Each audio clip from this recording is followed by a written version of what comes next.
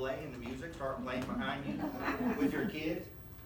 I think that'd be kind of cool. I was playing music. My wife was coming in the house one day, and I just played some music. She said, "What are you doing?" I said, "That's your walk-in music. You should live life like you have your own walk-in music, whatever that may be. It doesn't have to be Ric Flair." I did take a robe when I was a kid, so there's this underwear called underoos. Money you might not remember those. So I had the Hulk underoos, and I took my robe and I glittered it up. It was pretty cool. So I need 4 brave souls that are willing to walk different, talk different, and be all in. Please don't make me have to pick teachers. I know you can come out of your comfort zone for 4 minutes. Thank you, because I have here a wrestling belt. And you get to walk outside, and I have some music. And so it says, be all in. This wrestling belt says, be all in and do things, everything you do from the heart. So what you guys are going to do, I need 2 more. Seriously? Come on. I know this faculty has more. John. Everybody loves John. Thanks, John. And just so you know, I will not take an hour of your time. 1 more. There you go. There we go. All right. Now, what we're going to do, now, when people are all in and are doing things from the heart, people notice it. You're the audience. You have to notice them coming in, all in, and they kind of stand out when people are different and they walk different, they talk different. I like that room. Can you guys go in there? When you hear the music playing, just one of you come out at a time. And this group is going to rate your walk-in. Yeah. No, there's a difference. You guys, there's 4 songs. You're going to pick the one you like. Oh. But you won't know. Are you ready? So,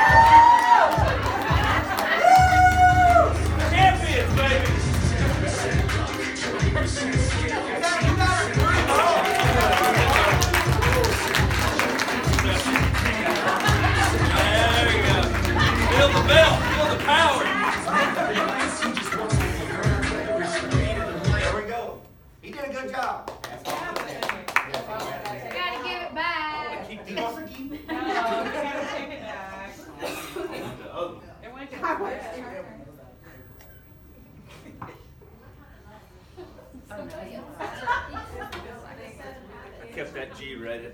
Thank you.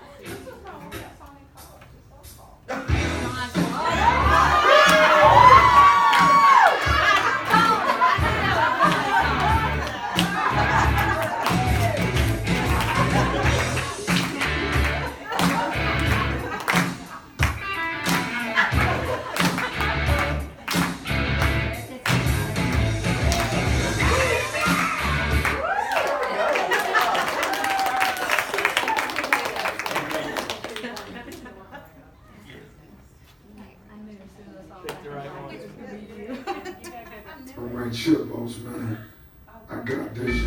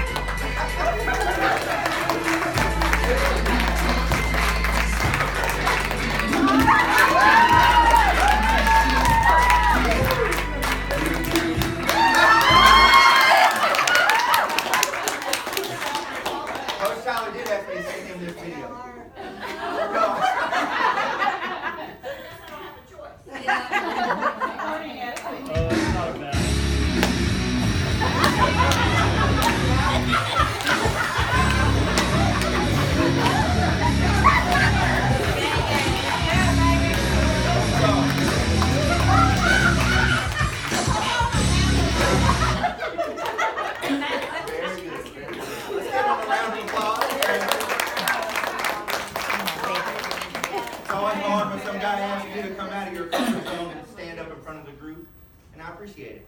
But you know, most people aren't famous that do something from the heart. A lot of times they're not even well known at all. And we can turn that sound down. I will do it here. I want to share just a few stories with you about people who did things from the heart. And sometimes there's different types of heart. I've been writing a book, not that that matters, but I did it all on personalities and character traits. And a few of them are a warrior character traits of a champion, resilience, stepping up out of your comfort zone with resilience, sacrifice, and comfort. So I want to share those things with you today. The first one is the heart of a warrior. Master Sergeant Keeble was a World War II veteran. He was a big man. He was 6 plus, 200 pounds, 230 pounds, and he fought during World War II. Now, what made him different is that he was 100% Sioux warrior. And he had this term that he would use, and I would like you to take this term with you, because sometimes you get in that rut and you don't want to step out of your comfort zone. And it's basically this: Wala de Taka. Excuse me, I have these braces now. Wala de Taka. Don't be scared of anything. Be braver than that which scares you the most. Who's scared of stuff in your life? We all have fears in our life. I know there's things I'm scared of. This scares me right here sometimes, even though I've been doing it for a while. It's still hard to get up in front of people and share stories about your personal life and things like that. But he did things different, and he always used that term. He was drafted by the White Sox before the war. But when the war started, instead of going playing for the White Sox, he said, I'm joining the military. Because that's what warriors do. And being 100% Sioux warrior, he had to go fight for his country. And he was sent to Guadalcanal. And if you know anything about Guadalcanal in World War II, that's some of the fiercest fighting they had during World War II. As a matter of fact, he had to fight several hand-to-hand combat missions during his time in Guadalcanal. But at first, when he went in, his peers didn't really like him, because there was probably some racism, some prejudice toward him. But he always had a way of pulling people into him, because he cared so much about the people around him. You see, Woody, when they would go out on patrols, he would go ahead of patrols, especially when he started seeing his friends get killed or his mates get killed. He would go to head patrols as a sniper and take out the enemy. They learned to rally around Woody. He had 4 Purple Hearts when he left World War II. Now, you don't just get a Purple Heart. You get that for fighting actual combat missions. My dad was blown off a bulldozer in Vietnam, had shrapnel all on his back. He still has little pieces of shards that come up every once in a while. He didn't get a Purple Heart.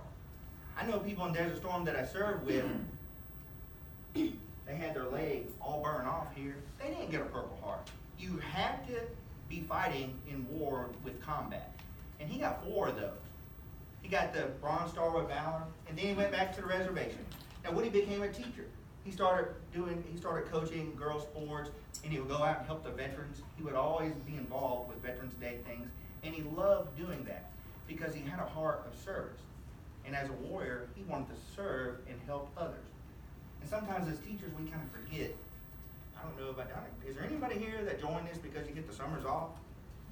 I don't think so. If you are, you probably should have already left years ago. That's not why you go into teaching. You go in to serve and help others. There's a reason why you get into this. Well, then something happened in 1951. The Korean War started. Woody was already a hero. He didn't have to go join the Korean War. But he told his friends, he said, I've got to go join. And they said, why, Woody? You're already a hero. He said, because I can help those guys learn how to fight and protect them. So he went to Korea, and in one battle, they had to take this hill. There was a lot of Chinese soldiers, in the Korean War for this particular battle. There were 3 platoons, and Woody and this lieutenant had to lead these 3 platoons up this hill. They would go up the hill, and they would get repulsed back. They would go up the hill and get repulsed back. And they went up a 3rd time and got repulsed back. On that 3rd repulsion, when they got repulsed back, several of the commanders had been killed, and the only people that were left to lead were Woody and this little lieutenant. Woody said, we can't do this again. He made them all get in a defensive position. And then Woody, with his Browning rifle, and his grenades, went to a pillbox. There were 3 pillboxes, and those were gunner's nest. He went to the left, and he snuck up, and he took out the gunner's nest. Then he went back and checked on these people. He didn't have to go back. He never had to go in the first place. But he chose to do so because he wanted to serve and protect his people. He checked on them, and then he went up to the right pillbox, and he took it out. Instead of going back, Woody decided to sneak to the 3rd pillbox. There were accounts that there were so many grenades thrown at one point, it looked like a flock of blackbirds coming in on top of Woody. They couldn't see Woody, but they knew there was something in that direction. Woody took out the 3rd pillbox with a grenade. When Woody stood up, he was covered in blood. He had wounds in his arms, in his chest, both his legs. Woody could have left the battlefield right then, but he chose not to. He would not leave until he knew those 3 platoons were protected. They moved forward until they got in a defensive position, and they took the hill. Woody still wouldn't leave until he knew they were all safe for the night. And only then did he leave. Now, when he was in the hospital, they found 83 grenade fragments in his body. Woody now walked different. Woody's talk wasn't as staunch and strong and as powerful as it was, but Woody's spirit was. Woody went back home to the reservation. Because he was different now, he was crippled, he couldn't do the same things he could before, but Woody could still go out and serve veterans. And that's what he did for the remainder of his life. Now, usually someone that did this great heroic thing we put in for the Medal of Honor. He was put in twice. Both times the paperwork was lost. But that never drove Woody. He put on his uniform, display it proudly. He loved being in Veterans Day parades. He would go help the veterans with their paperwork. Anything he could do to help the veterans, he did. He died of tuberculosis many years later. And then 26 years later, George Bush posthumously awarded him the Medal of Honor. Woody, his entire life, never worried about being a warrior or standing out. It was all about service to others. Maybe you have a heart of a champion. I love boxing stories, and sometimes champions, they're only champions for a moment in time. And that's what Buster Douglas was. It was 1990. He was going to fight Mike Tyson, of course. Mike Tyson was 37-0. Bar none, he was rated the pound-for-pound best boxing champion ever during that era. Now, something about heavyweights, if you know anything about boxing, they're never given that title, pound-for-pound best boxer, usually given to a welterweight or a middleweight, but very rarely is it given to a heavyweight. But he was. He was just that intimidating. He even walked into electricity at one time. Knocked Michael Spinks out before he ever punched him, really, in that match, if anybody knows that. But 37-0, they fight in Tokyo, but things happened to Buster Douglas. He was only ranked 7th. It was really just a warm-up match before he made it to Holyfield. But Buster had things happen to him. And sometimes we have things happen to us that knock us down, and we can decide to pick ourselves up and move forward, or we can decide to lay down. Buster decided to get up. His mother died 23 days before the match. Now, that's a lot to take on. My mother died December 28, 2015. I walked in and saw her body laying on the living room floor. I had to decide to do what I could, but I can't imagine boxing 23 days later. That's an emotional state you have to go through. But he had things happen to him. See, his mom was going around to a hair salon and saying, ooh, my baby's going to win. He's going to be champion of the world. And Buster heard about this. He said, Mom, you got to stop that. You know this is Mike Tyson. She said, I don't care, baby. You're going to be champion of the world. So he had a reason to fight. 2 days before the match, he developed a flu. Anybody had the flu, want to fight 2 days later? Can't imagine that. But he gets in the ring, ding, ding, and they start fighting. Buster Douglas was in the best shape of his life, and he stood with Mike Tyson, jab for jab, punch for punch. In the 8th round, Mike Tyson does what Mike Tyson does. He did a nice uppercut, dropped Buster Douglas to the mat. 1, 2, 3, 4, 5. He's still laying down. He's trying to get his composure back. He doesn't get up till a 9 count. It was right there. He was going to be counted out. But he got up, And he went back to his corner, and his cornerman said, you know if Mike Tyson's going to come out like a tiger. And that's what Mike Tyson did. Ninth round, he came out throwing blows hard. He was going to knock out Buster Douglas, bring him back down just like that. But Buster Douglas started fighting back. Can't imagine what was going through his mind. He might have been emotional. My mom. What am I fighting for? What am I fighting for? And he kept punching and swinging through. He made it through the 9th round. And then the 10th round, he hit Mike Tyson with an uppercut, which dropped Mike Tyson.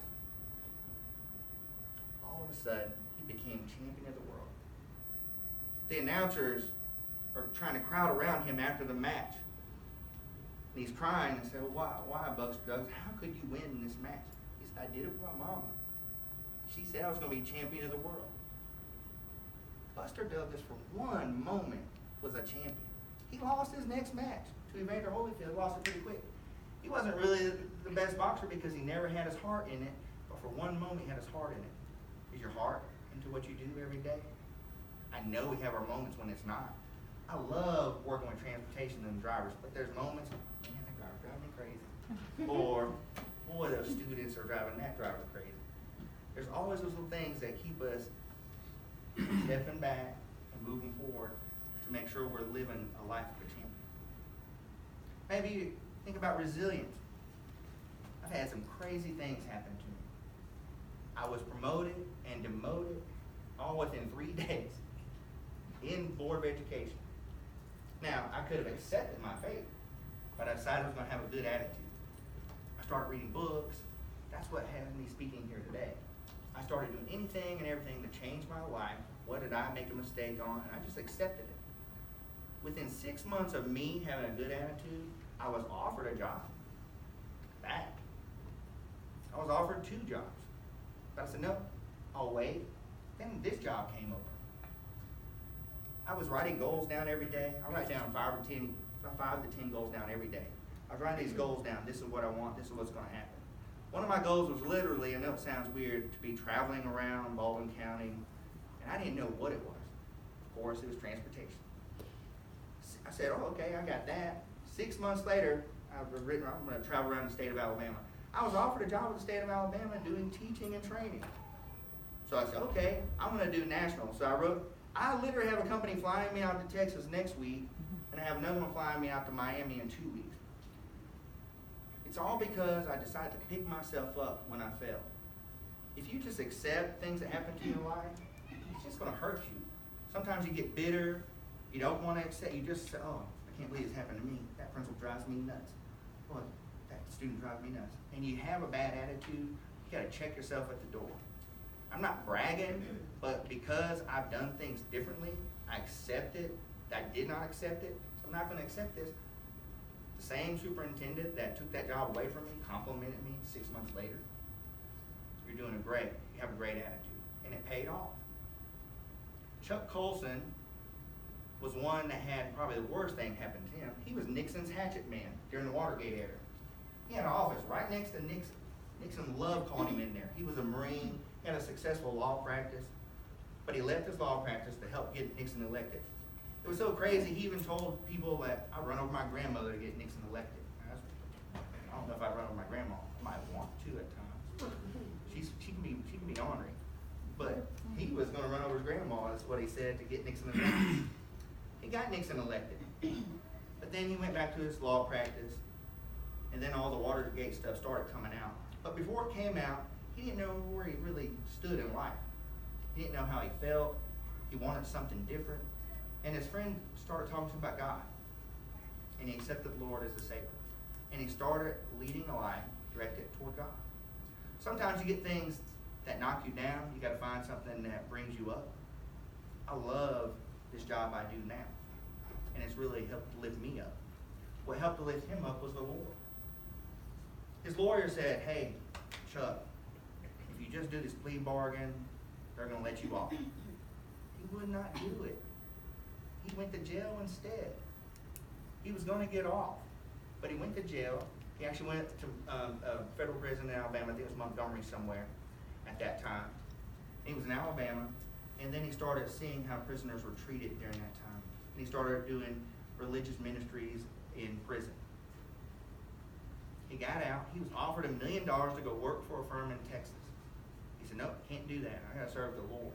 I'm starting prison ministries." His programs are all over the world now. Just because he stayed the course and decided to serve in a different way.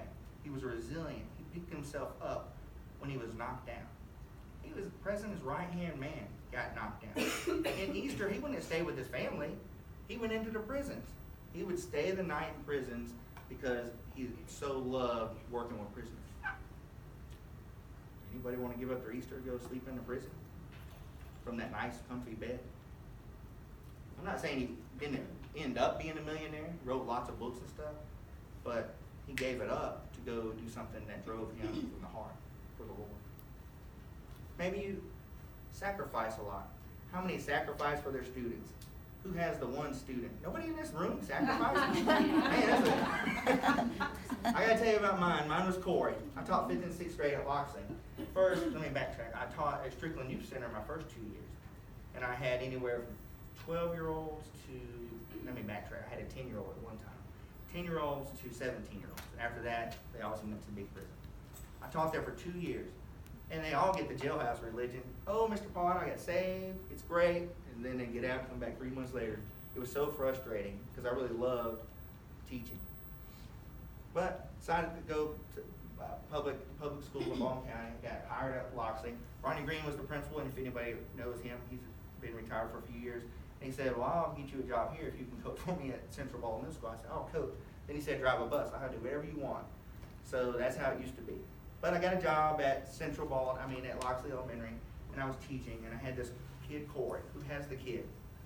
Mine was Corey. Corey was rough. Corey always argued. Corey always talked back. But I always had this thing with Corey. We would go outside if we needed to talk. And one day, Corey wouldn't sit down. He had this big test. I said, "Corey, you know the deal. You got to sit down." "I can't, Mr. Parr." "So why don't you go outside? We'll talk." I walked outside when everybody started. He started to unbuckle his pants. I said, Whoa, Corey, stop." Before I could do anything, he unbuckled his pants, and he had this black spot from where his stepdad had beat the living daylights out of him the night before. That's when you know you're in it for the right reason. We were able to call DHR. Corey ended up moving in with his grandmother. He got away from that household, in that abusive household, and that explains a lot of Corey's attitude. I hope Corey's doing well in life. I hope we caught it before that guy may have killed him or something. I'd never seen anything that black on a human being before. And I've been in war, and I've seen death, and I smelled it. It was that much off his leg. I don't know how he even walked around. But I didn't sacrifice anything for Corey. But I did spend a lot of time with the ones I could. Would you be willing to sacrifice your life for your students? I hope you don't have to. But Irena Sindler, and you may have read about this, it was on Facebook for a while. Irena Sindler is someone who gave all. She sacrificed everything. In 1939, the Nazis came through Warsaw, Poland, and they started the Warsaw Ghetto. Well, Irena was a social worker. So Irena and her peers said, "We got to do something. We got to help somebody. We got to help." So they didn't really know what to do. And they said, "We can help get some children out of here." Now, if you know anything about the Warsaw Ghetto, 500 people stuffed in the area of 500,000 people stuffed in the area the size of Central Park. So I think Central Park's 26 square miles, something like that. They were basically trying to starve them to death. The Nazis decided, we're really cruel here, everybody else would kind of give up. And they were. The stories you read about Poland and Warsaw Ghetto is just crazy. They were just that ruthless. But Irena and her team, they had a plan.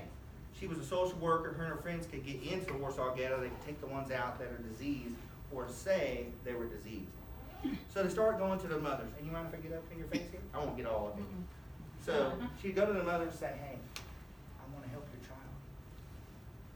Let me take your child with me. Do you want to give up your child?" Nobody wants to give up their child. I can imagine giving up my daughter. They didn't really know what was going to happen to them. They didn't know they were all being sent to Treblinka, to the death camps. But she said, then the moms would say, "Can you guarantee my child's safety?" And she would have to tell them, "No, I can't." I'm sneaking them out. If they were infants, they would sedate the babies and put them in toolboxes and put tools and little cloths on top of them. The older kids, they would teach them how to act sick, and whatever they would do, they put makeup on them or something, make them look diseased, and they would sneak them out that way. They snuck them through sewers. But before they would sneak a child out, they would get all their parents' information, give me all your information, all your home, your address, your names of family, and they put them in jars. And I love this part about Irina. They buried the jars right beside the German barracks underneath an apple tree, which is kind of neat. She's kind of giving it back to them. If you ever seen pictures of Irina, she's a little German lady, pretty tough. She was captured. She was sentenced to death, but she was tortured first. You ever seen the movie Misery? They broke her legs. They tortured her. She never gave up the information. Never. And then some of her colleagues were able to sneak her out. They bribed the Nazis and they snuck her out. She lived the rest of the war in hiding, and then after the war, she tried to get the jars and give the kids back to their parents. Most of the parents have been killed. But what was neat, a lot of the parents, a lot of these people that they were with adopted the kids. Years later, they interviewed Irina and said, "You did so much." She always felt like she didn't do enough. She didn't sacrifice enough for those kids. Her and her group saved 2,400 children. This last story, and I told you I wouldn't keep you forever. Janusz Korczak. It was also about the Warsaw Ghetto. Now, this is where you guys do something all the time. Mine was chord, and it really changed how I taught school. Because then I said, maybe I'm not providing enough to these kids in the way of comfort. And Janusz Korczak provided the ultimate comfort. He was a pediatrician. He was an author. He wrote children's books. He studied children. He started these orphanages, which were very progressive at the time, and they were really taking hold throughout Europe and in Poland. When they came through, the Nazis said, your 12 staff and your 190 kids, they're going to go to the Warsaw Ghetto. But he had started an orphanage for the Catholic churches, and they said, you can go be a director there, because the Nazis, he had written so many children's books, he was really famous. But he said, no, I've got to stay with these kids. So they went to the Warsaw Ghetto, and then it came time for them to go to Treblinka death camps. They didn't just take Janusz. They didn't just take the 190 kids and the 12 staff. They were taking everybody in that group. But the guards knew Janusz, and they said, hey, let me help you. Let me get you out of here. I can help you escape. He always said no. He had chance after chance after chance to leave the Warsaw Ghetto, and he chose not to. See, he wanted to provide comfort to those kids. When it came time, he told all the kids to dress in their best clothes they had. He gave them all knapsacks and said, get your favorite toy. And they marched through the Warsaw Ghetto singing songs, and he tried to provide them comfort all the way through. As they loaded the trains, there are stories that said, again, a Nazi guard said, hey, this is not going to be good. He said, I've got to go. I've got to provide comfort. The trains pulled off, and he and those kids were never to be seen again. He provided comfort up until the very end. Janusz isn't famous.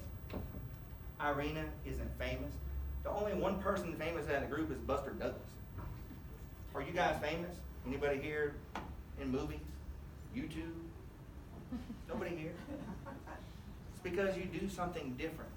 You do things different in a way that needs to be celebrated. Yeah, hey, you walk in with a wrestling belt. It's because you're all in. You're all in. Every day you're serving these kids. Don't get down at yourself. When you are frustrated, take a step back. Because if I get knocked down and can get back up from the superintendent, there's nothing you can't do, I promise you. Thank you for your time.